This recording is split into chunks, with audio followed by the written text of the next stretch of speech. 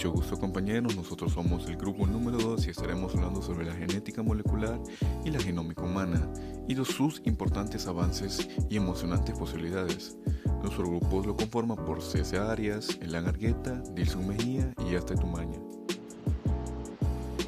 Los seres humanos estamos formados por trillones de células. Cada célula posee un citoplasma y un núcleo donde reside la información genética, el ADN, distribuida en 46 cromosomas. La genética estudia esta información, el ADN, pero la finalidad del ADN es dictar cómo serán las proteínas que forman el cuerpo y le dan funcionalidad. Entonces también estudia el proceso de cómo se llega a la fabricación de las proteínas. La genética divide al ADN por conveniencia en unidades llamadas genes y las define como porciones de ADN que son capaces de tener información para la creación de una proteína. Cuando se utilizan ciertos genes en nuestra célula para crear ciertas proteínas, se dice que estos genes están expresándose. Entonces, la genética es una ciencia, rama de la biología, que estudia la estructura y los procesos que se dan en el ADN, como la duplicación, la transferencia de genes de padres a hijos, la variación de la expresión de los genes en distintas células, así como otros factores que intervienen en la dinámica de los genes como el ambiente. También estudia las implicaciones que tienen en la producción agrícola, farmacéutica y hasta en las enfermedades. Este último campo es uno de los más prometedores a futuro en el área de la genética y la salud. En el año 2003 se anunció que se conocía la información genética completa promedio de un ser humano en un proyecto llamado Genoma Humano. El proyecto Genoma Humano es un proyecto de investigación cuyos objetivos son conocer la secuencia de todo el ADN humano, que contiene alrededor de 3.2 billones de bases nitrogenadas, identificar los cerca de 30.000 genes que existen y conocer los genes involucrados en enfermedades de causa genética y ambiental. Entre estos últimos destacan los relacionados con el cáncer, como el cáncer de mama. En la actualidad, aunando los logros científicos obtenidos por el proyecto público con aquellos alcanzados por la empresa privada llamada Celera Genomics, ya se conoce la secuencia completa del genoma y alrededor de 22.000 genes humanos normales para junio de 2004. Las principales áreas especializadas de la genética son genética clásica o mendeliana. Esta estudia dónde se localizan los genes en el cromosoma y cómo se transmite. Se le llama así porque en 1875 un monje llamado Gregor Mendel, conocido como el padre de la genética, publicó un trabajo donde realizó una serie de experimentos con las plantas de chícharos y se dio cuenta de que las características de los chícharos se pasaban de una generación a otra y algunas variaban dependiendo de con qué planta se reproducían. A estas características las llamó caracteres y describió una serie de leyes que se cumplían bajo ciertas condiciones. Actualmente, estas leyes nos hacen posible describir las características de un solo gen en los seres vivos y su transmisión, pero hoy en día utilizamos otras herramientas y conocimientos para poder profundizar mejor la genética moderna. Genética molecular. Esta área investiga la naturaleza química de los genes, por ejemplo, el descubrimiento de la doble hélice, que es la forma del ADN. El objeto de estudio es el propio gen. Los principales campos de estudio son el proceso de codificación, replicación y procesamiento de la información genética, así como la regulación génica, el proceso que controla la expresión de la información de nuestros genes. Genética evolutiva o de poblaciones. Esta área se encarga de los procesos evolutivos que cambian las frecuencias de genes en las poblaciones. Otras áreas son genética cuantitativa, que estudia cómo influyen los genes en el fenotipo, es decir, en las propias características. Genética del desarrollo. Estudia cómo los genes son regulados para formar un organismo completo a partir de una célula inicial. Genómica. En lugar de estudiar a los genes por separados, esta estudia el conjunto de genes que dan lugar a la producción de proteínas con enzimas y moléculas mensajeras. Ingeniería genética. Es la especialidad de la genética que utiliza tecnologías para manipular y modificar el ADN de forma directa en un organismo. Lo más común es transferir ADN de unos organismos a otros para obtener alguna ventaja, por ejemplo, en las plantas para que sean más resistentes a sequías y obtener mayor valor nutrimental. Ahora hablaremos sobre la biotecnología en genética y medicina. Pues hemos estado hablando sobre las generalidades de la genética. Ahora hablaremos de esta en relación a la medicina. Y cómo esta lo hace a través de la biotecnología. Pero, ¿qué es la biotecnología? La biotecnología nos referimos a ese conjunto de técnicas que involucran la manipulación de organismos vivos o sus componentes subcelulares para producir sustancias o comprender o desarrollar algún proceso, en este caso que beneficie a la medicina. Pues la biotecnología ha hecho uso de la clonación de genes o ese proceso de clonación de genes en organismos vegetales, al igual que animales, para la realización de una terapia génica. Pues, ¿por qué? Pues se dice que para un diagnóstico de enfermedades, y actualmente se utiliza esta técnica para hacer marcajes de algunas enfermedades hereditarias, como son las más comunes, lo que es la fibrosis quística, la anemia falciforme, la hemofilia, la distrofia muscular, entre otras. Entonces, este también ayudará a prevenir ciertas enfermedades genéticas, ya que también podemos conocer el estatus de los padres, como si estos son portadores para cierto trastorno genético. Entonces nos ayudaría a prevenir que ese nuevo individuo padezca una cierta enfermedad. Pues la biotecnología, su mayor propósito es la terapia génica, que es solucionar o revertir esa malformación o ese mal gen que posea la persona. Y eso es terapia génica, es la transferencia de un gen normal a un individuo con enfermedades genéticas. Es reemplazar esa parte que está mal por una que está bien elaborada. Para la comprensión de algunas enfermedades se utilizó lo que conocemos como organismos modelos, y que básicamente son todos aquellos organismos utilizados para el estudio de procesos biológicos básicos. Porque durante la revisión de las leyes de Mendel en la década de 1900 se dice que estas bases son aplicadas ya sea a organismos tanto vegetales como animales, por lo que se empezó a estudiar la genética de algunos animales, y los más comunes eran las ratas y las moscas de fruta, al igual que con vegetales, y el más común era el maíz. ¿Y por qué se utilizaban estos? Pues reunían características, un conjunto de características que se decían que eran de fácil reproducción, tenían ciclos biológicos relativamente cortos, daban lugares a muchos descendientes, y el análisis genético era bastante directo, por lo que daba resultados pues más certeros a la hora de estudios o investigaciones.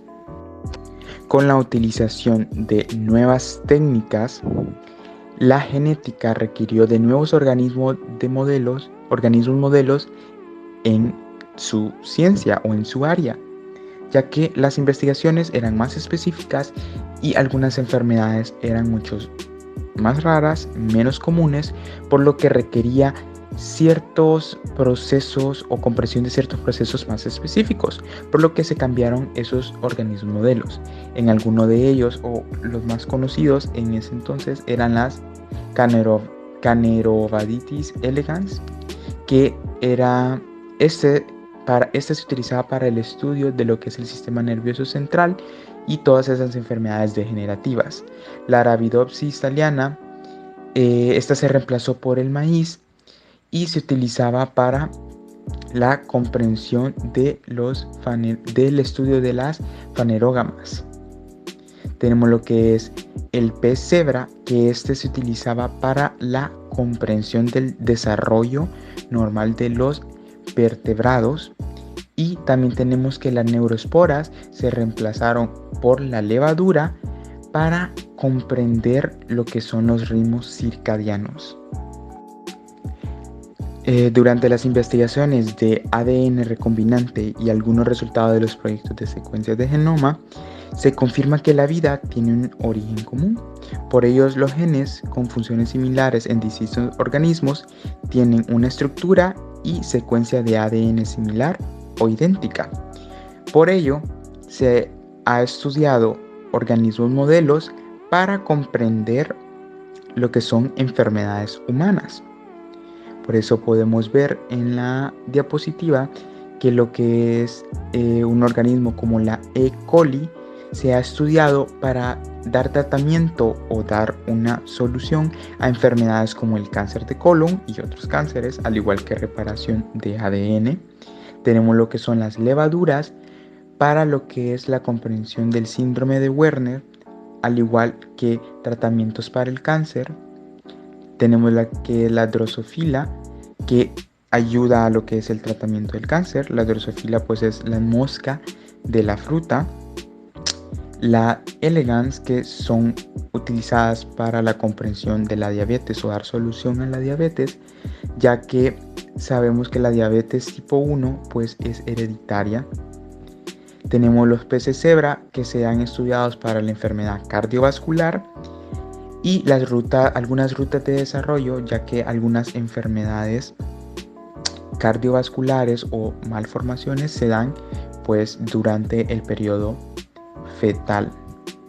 También hay estudios en ratones para las enfermedades de Ledgeringham, la fibrosis quística, el síndrome del hueso frágil y muchas otras enfermedades.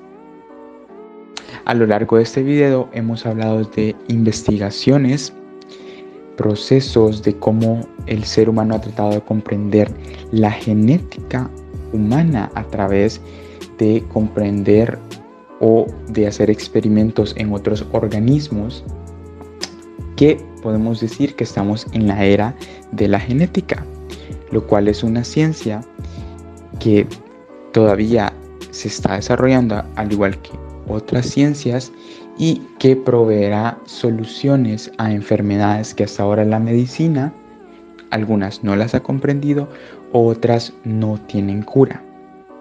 Por ello se dice que la genética es la ciencia del futuro. Pero la genética también tiene un componente social y ético que todavía está en discusión, por lo que se dice que la genética utiliza animales para experimentos que no resultan totalmente bien, por lo que se dice que hay maltrato animal, al igual que es muy riesgoso la utilización de seres humanos en algunas pruebas, por lo que se dice de que esa parte es vital para el desarrollo de esta ciencia. Con la formación del Instituto de Medicina, se dieron grandes descubrimientos relacionados con el ADN. Con ello, se incorporaron diferentes estudios en los que se mencionan el método recombinante de Boyer y Cohen, trabajo de secuenciación del ADN de Sayer e introducción de la tecnología de reacción en cadena polimerasa, o conocido como PCR, de Mullis. Se dará una breve explicación sobre los diferentes estudios y vamos a empezar con el método recombinante de Boyer y Cohen. Acá hay una fotografía de ambos. El de la derecha es Boyer y el de la izquierda es Cohen. La tecnología de ADN recombinante, ADNR, es la forma en la que el material genético de un organismo se introduce artificialmente en el genoma de otro organismo, en el cual se replica y expresa por ese otro organismo. Se inventó en gran parte gracias al trabajo de Boyer, Cohen y Paul Berg, aunque muchos otros científicos también hicieron importantes contribuciones a la nueva tecnología. El trabajo de Boyer con el ADNR y bacterias. Después del histórico experimento de empalme de genes de Paul Berg en 1971, el siguiente hito en el desarrollo de la biotecnología moderna fue la inserción de ADNR en bacterias de tal manera que el ADN extraño se replicaría de forma natural. Este paso fue tomado en 1972 por Boyer en la Universidad de California, San Francisco, en colaboración con Cohen, que él estaba en la Universidad de Stanford. En 1972, los investigadores, incluido Boyer, se dieron cuenta de que la enzima E. coli, que en realidad había sido descubierta en el laboratorio de la Universidad de California, San Francisco, cortaba el ADN de tal manera de que los extremos no eran romos, sino escalonados, de modo que no se necesitaban adiciones moleculares para hacer una pieza cortada. E. cori corta en el siguiente sitio, de dirección 5' a 3'. Bueno, cuando E. cori reconoce y corta este sitio, siempre lo hace en un patrón muy específico que produce extremos sobresalientes de ADN de cadena sencilla. Entonces, la enzima de E. cori corta de dirección 5' a 3' justamente entre la base nitrogenada guanina y la base nitrogenada adenina, dando como resultado este corte escalonado. En noviembre de 1972, Boyer y Cohen en Hawái presentaron ponencias en una reunión conjunta entre Estados Unidos y Japón sobre plásmidos. Un plásmido es ADN que se encuentra especialmente en bacterias, que está físicamente separado y puede replicarse independientemente del ADN cromosómico de la bacteria. Mientras Boyer describía sus datos que mostraban la naturaleza de los extremos del ADN generados por la escisión de E. cori, Cohen informaba sobre un procedimiento descubierto recientemente en su laboratorio que permitió a las bacterias tomar ADN plasmídico y producir descendencia que contenía plásmidos autorreplicantes idénticos al original implante, lo que es un clon. Este es un pequeño esquema de lo que consiste el método recombinante de Boyer y Cohen. Pues el ADN con el gen de interés se retira de la célula y las enzimas de restricción, que habíamos mencionado que podían ser las enzimas de Cori, cortan el gen deseado. Por otro lado, el ADN vector se toma de la bacteria y se corta con las mismas enzimas de restricción, formándose un plásmido. Entonces, luego de eso, se inserta el gen dentro del ADN vector, o sea, dentro del plásmido, y la bacteria se reproduce, dando lugar a un gran número de bacterias con una nueva característica. Y se van reproduciendo y reproduciendo y reproduciendo, y estas bacterias producirán cada vez la proteína de interés. Número 2. Tratado de secuenciación. La secuenciación de ADN es el proceso que determina la secuencia de bases de los nucleótidos de un fragmento de ADN. Hoy en día, con el equipo y los materiales adecuados, secuenciar un fragmento pequeño de ADN es relativamente sencillo.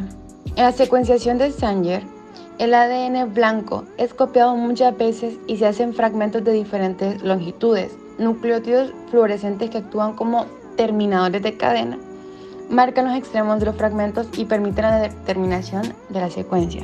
3.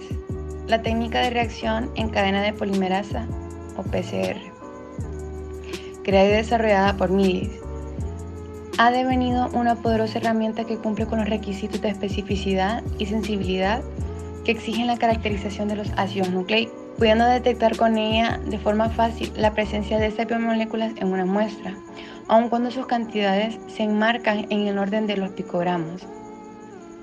La PCR es un método enzimático in vitro que permite la amplificación de una secuencia específica del ADN. Esta técnica se basa en el uso de 2 oligonucleótidos que luego de reconocer la secuencia complementaria en la molécula de ADN son alargados cíclicamente mediados por la acción de ADN polimerasa. Cada ciclo de la técnica, generalmente 20 o 30 en total, implica la desnaturalización del ADN en el apareamiento de los oligonucleótidos y la síntesis de nuevos fragmentos de ADN a partir de oligonucleótidos, lo que resulta en un crecimiento exponencial de millones de copias de fragmentos seleccionados.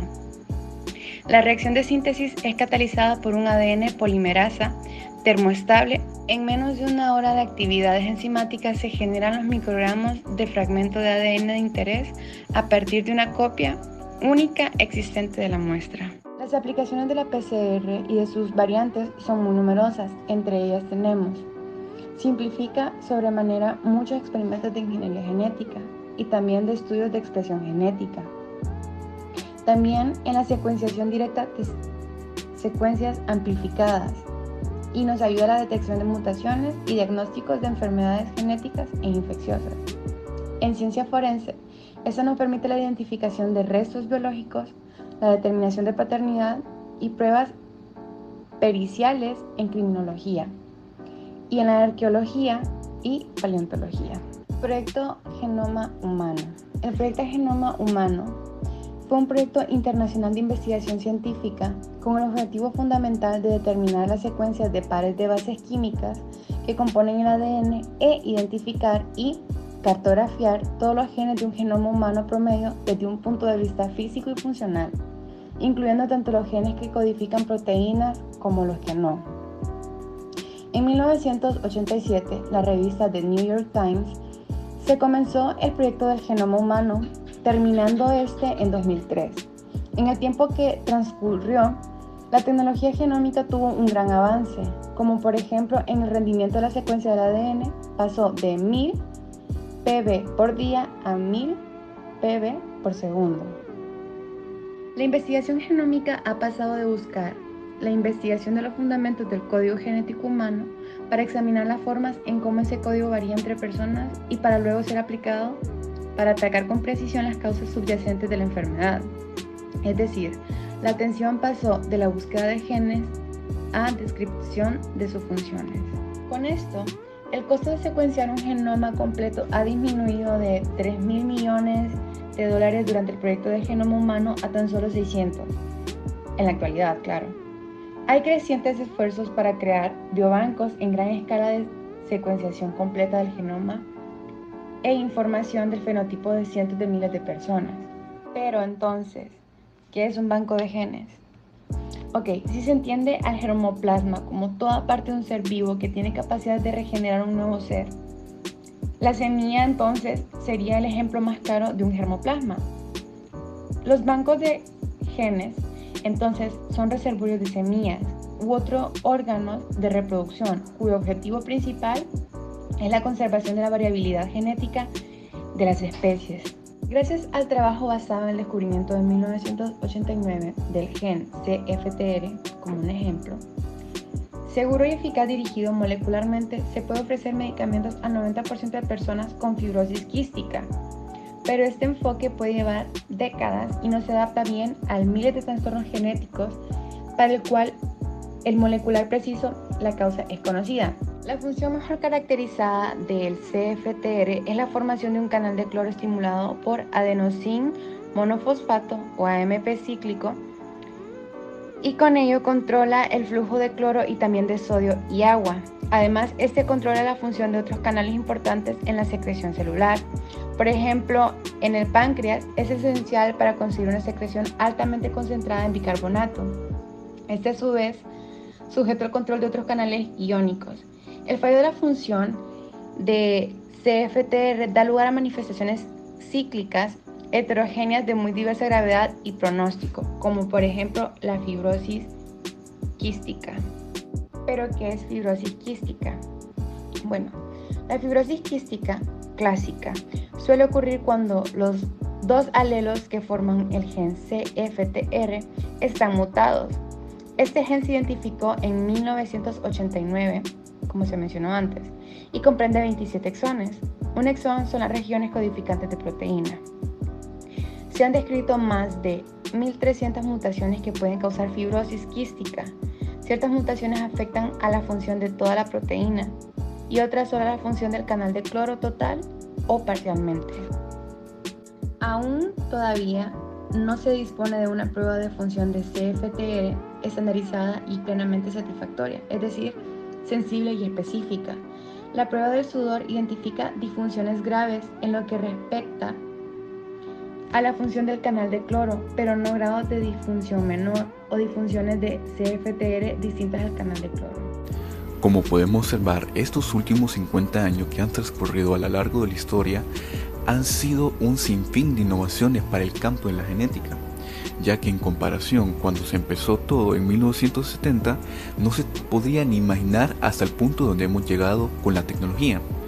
Misma tecnología que al día de hoy sigue avanzando y sigue buscando nuevas rutas para encontrar más variantes que nos podrá ayudar a lo que es en la medicina y en la genética molecular. Bien es cierto que estos últimos 50 años han tenido un crecimiento exponencial en comparación en años anteriores, y así como seguimos avanzando, día a día nuevas tecnologías se están desarrollando para así poder en un futuro, dentro de la genética moderna, poder curar cualquier tipo de enfermedad a través de terapia genética o poder evitar cualquier malformación a futuro o cualquier enfermedad a futuro que esté dentro de nuestra secuencia genética. Nosotros mismos podemos concluir que estos avances tecnológicos y descubrimientos científicos que se están haciendo día a día van a tener un gran impacto en lo que es en la genética molecular y la genómica humana, ya que este es el futuro de la ciencia y la medicina moderna.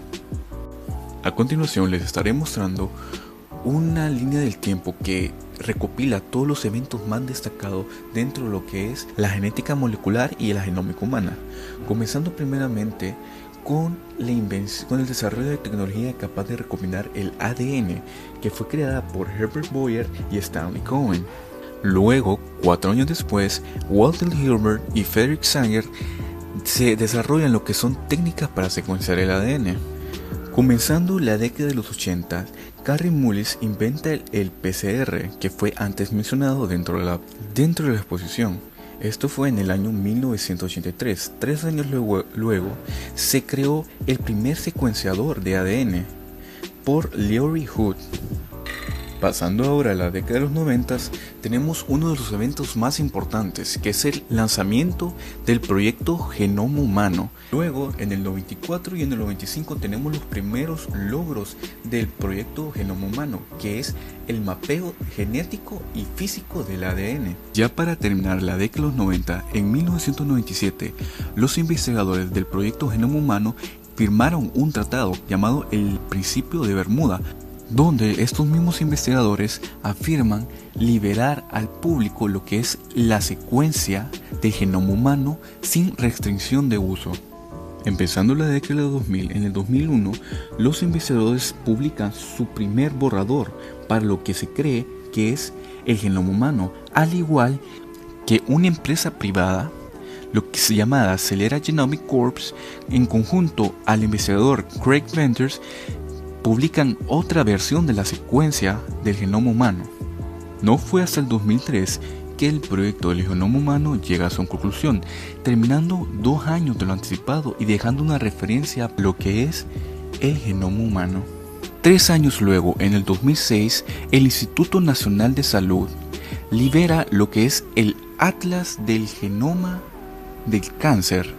Esto para poder caracterizar molecularmente más de 20.000 muestras que abarcaban 33 tipos de cánceres. En el 2009 se secuencian los genes de un niño para poder identificar una nueva enfermedad, lo que ha permitido crear un nuevo tratamiento para esta misma. En el 2012, Emmanuel Sharpner y Jennifer Doudna demuestran que el CRISPR puede editar el ADN in vitro, lo que le permite ganar el Premio Nobel de Química en el año 2020. No fue hasta el 2018 donde el Instituto Nacional de Salud inicia las inscripciones en el programa de investigación All of Us, un recurso de investigación a gran escala de más de 1 millón de participantes que aportarán datos genéticos, sanitarios y medioambientales. Y el evento más importante, más reciente, ha sido que en el año 2020 se trató el primer paciente con anemia de células falciforme con un enfoque ex vivo utilizando lo que es el CRISPR-Cas9.